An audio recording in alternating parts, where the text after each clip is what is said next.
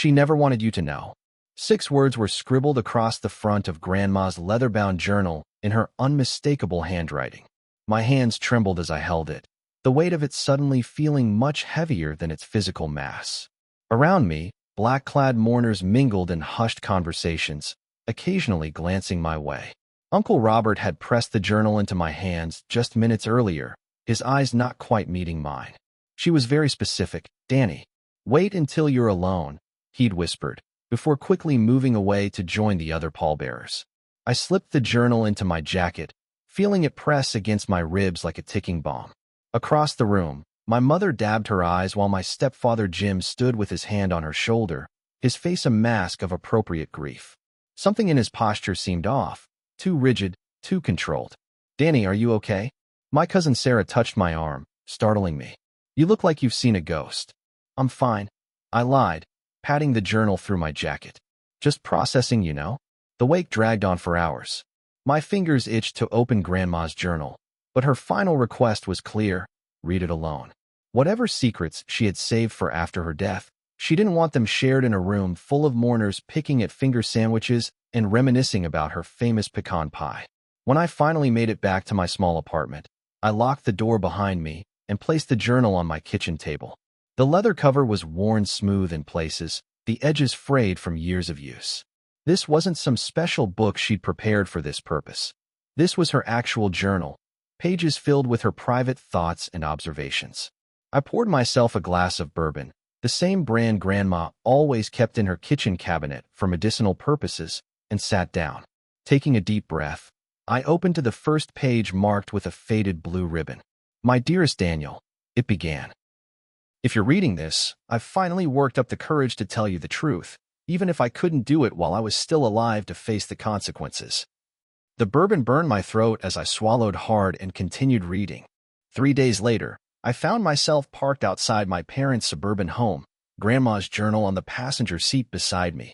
Sunday dinner, a tradition my mother had maintained ever since I moved out 7 years ago. Usually, I dreaded these stilted affairs where Jim dominated the conversation with his business conquests and political opinions while Mom nodded along. Tonight was different. Tonight, I was bringing a grenade to dinner. My phone buzzed with a text from my cousin Ryan. "Did you read it?" I typed back, "Yes." "You knew." His response came quickly. "Not everything." "Enough. Call me after." I slid the phone into my pocket and grabbed the journal. The well-manicured lawn seemed to stretch for miles as I walked to the front door, each step heavier than the last. Mom answered, already wearing her apron. "Danny, you're right on time. Jim just opened a bottle of that Cabernet you like." Her smile faltered slightly as she noticed the journal in my hand. "What's that?" "Something Grandma wanted me to have," I said, stepping inside. The familiar smell of pot roast filled the house, a comforting contrast to the storm building inside me. Jim appeared from the living room, wine glass already in hand. "Daniel, how's the music business treating you these days? Still playing in that jazz club?" His tone carried the usual undercurrent of dismissal. 7 years of building a respectable career as a session musician and composer, yet he still talked about my profession like it was a phase I would eventually outgrow. "The Blue Note's doing great," I replied automatically. "We've got a record deal in the works." "Well, isn't that something?" Jim said, not quite hiding his skepticism. "A record deal in the digital age. Good luck with that." Mom intervened quickly. "Dinner's almost ready. Why don't you two sit down?"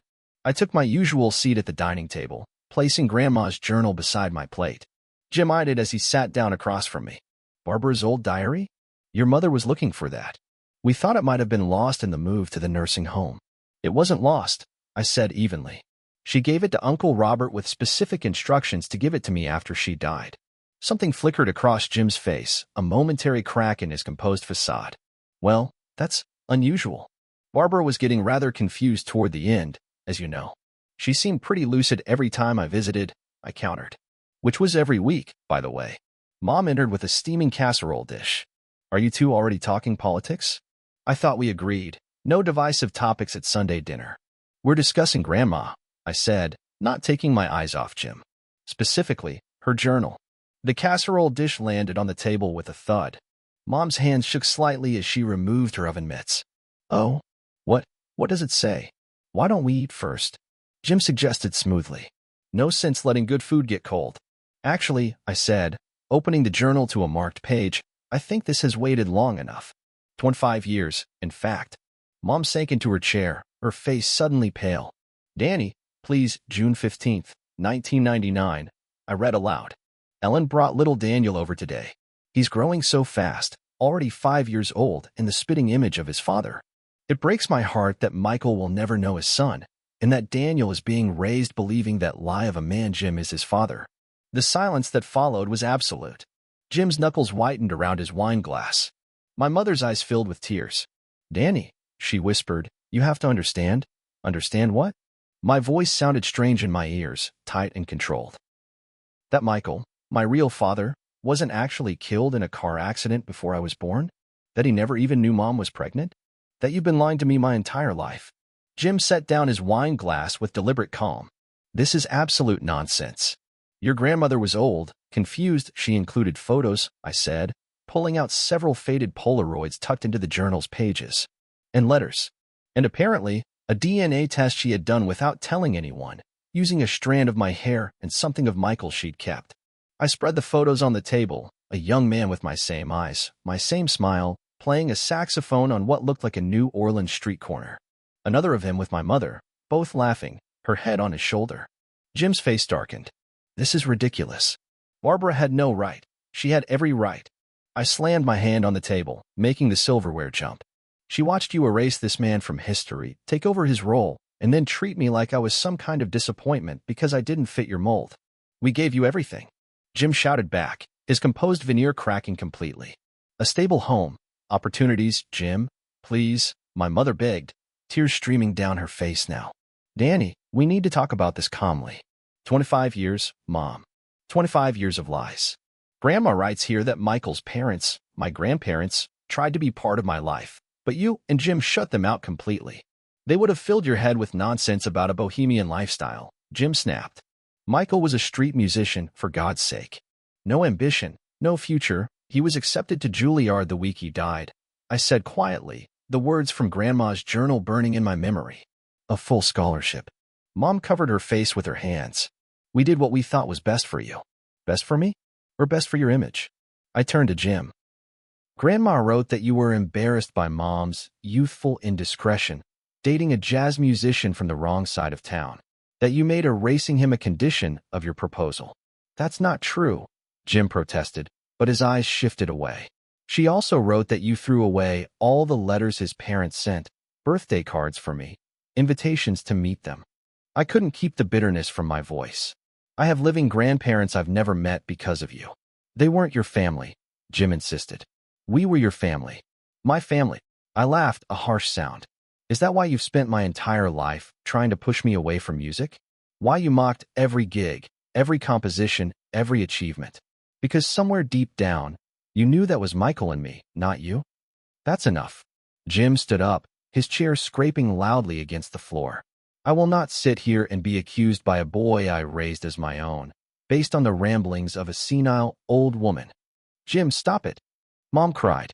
You're making it worse. She wasn't senile, I said coldly.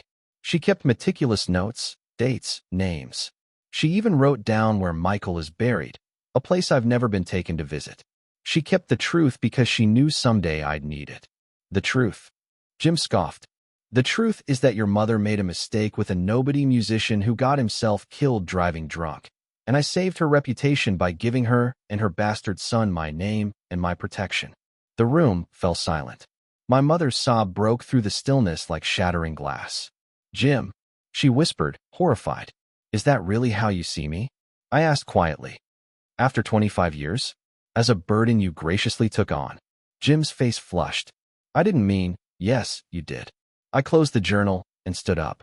Grandma wrote that she was leaving me something else, too. A trust fund set up by Michael's parents.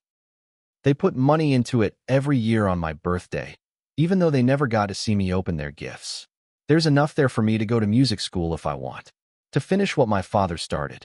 Danny, please. Mom reached for my hand. Let's talk about this. I can explain. I don't think I'm hungry anymore, I said, pulling away from her. I need some time. Jim's face had turned to stone. If you walk out that door right now, you're choosing a dead man and his family over the people who actually raised you. I paused at the dining room doorway, my back to them. No, Jim. I'm choosing the truth. And my real family. Whoever that turns out to include. I walked out, the journal clutched tightly against my chest, ignoring my mother's calls behind me. In my car, I sat for a long moment, hands shaking on the steering wheel. Then I pulled out my phone and dialed Ryan's number. How'd it go? He asked immediately. About as well as you'd expect, I said, my voice steadier than I felt. They didn't deny it. They couldn't, Ryan said. Too many people knew the real story. That's why Grandma finally decided to tell you. She was tired of being complicit. Did you know these people, Michael's parents? My grandparents. Not well, Ryan admitted. They came to some family events when you were too young to remember, before Jim put his foot down. But I have their address.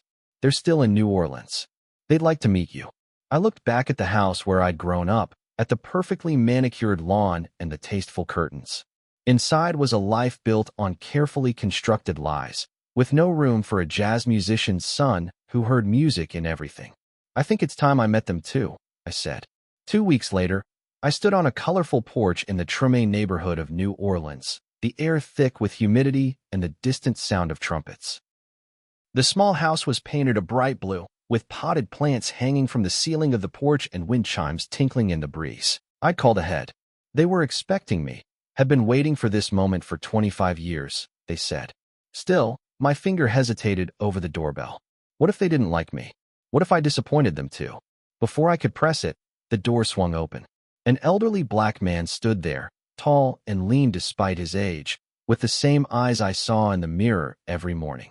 Daniel, he said, his voice breaking slightly. My God, you look just like him. Behind him appeared a woman with silver-streaked hair and a wide smile, her hands pressed to her mouth in disbelief. You came, she whispered. You finally came. I'm sorry it took so long, I said, emotion tightening my throat. I didn't know. That's not on you, child. The man said firmly, stepping aside. Come in. We have so much to tell you about your father. I stepped into their home, immediately surrounded by the evidence of a life I'd been denied. Photos of Michael at every age, his saxophone mounted on the wall, shelves of vinyl records and music books. In the corner stood a piano, sheet music open on the stand. He wrote that, my grandmother, my real grandmother, said, following my gaze. Michael was composing his own pieces when she trailed off. We kept everything, my grandfather added. We hoped someday. I play too, I said quietly. Saxophone and piano. Jazz mostly. They exchanged a look of wonder. We know, my grandmother said. We followed your career as best we could, from a distance. Your grandmother Barbara would send us clippings sometimes, against your stepfather's wishes. She was braver than I realized, I said, thinking of the journal that had finally brought me here. She did what she could, my grandfather said without bitterness. Not everyone has the strength to stand up to men like James Mathers. They led me to a small room off the main living area. It had been preserved like a museum. Posters of jazz legends on the walls, a twin bed with a colorful quilt, shelves of books and records. This was his room, my grandmother explained. We've kept it. Perhaps that seems strange to you. No, I said, running my fingers over the spines of the books. I understand completely. On the bedside table sat a framed photo of my mother, much younger, laughing in the sunshine. Beside it was a small jewelry box. He was going to propose, my grandfather said softly. He'd saved up for months for that ring, working double shifts at the club. He was on his way to meet her that night. The accident, I finished. My grandmother nodded. Wasn't his fault, she said firmly. A truck ran a red light. The police report was clear. The drunk driver's story was. She pressed her lips together. A convenient narrative, my grandfather finished. One that made it easier for your mother to move on, I suppose. I sat down on the edge of the bed, overwhelmed. I've spent my whole life feeling like an outsider in my own family, never understanding why. Music was the only thing that ever made sense to me, and they, Jim especially, always made me feel like that was a character flaw. My grandfather sat beside me, hesitantly placing his hand on my shoulder. That was your father in you. Music was in his blood, just like it's in yours. Some people are threatened by passion they don't understand. We have so much to share with you, my grandmother said, sitting on my other side. Stories, music, his compositions. And we'd like to hear your music too, if you're willing. I'd like that, I said, emotion making my voice rough. I'd like to know everything. Later that evening, after hours of stories and tears and laughter, after dinner on their back porch with neighbors dropping by to meet Michael's boy, after looking through albums of photos of a father I'd never known, I found myself sitting at the piano, my fingers moving over the keys. The melody came without effort, something new yet familiar, as if it had been waiting inside me all this time. My grandfather picked up Michael's saxophone, joining me in an impromptu duet that somehow worked perfectly. Our musical instincts aligned across generations. My grandmother recorded it on her phone, tears streaming down her face. "He would have been so proud," she whispered. "So very proud." As the last notes faded, I felt something shift inside me, a piece falling into place that I hadn't known was missing.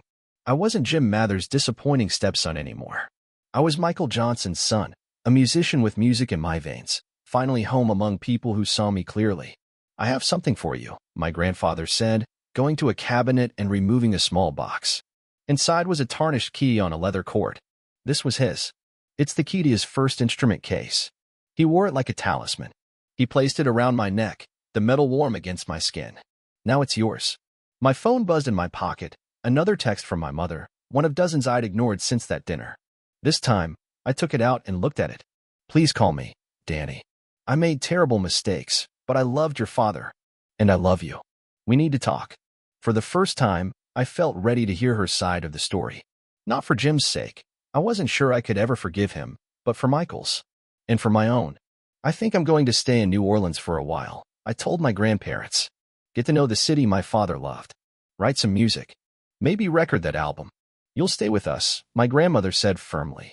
"Your home is here now, whenever you want it." Home. For the first time in my life, I understood what that word truly meant.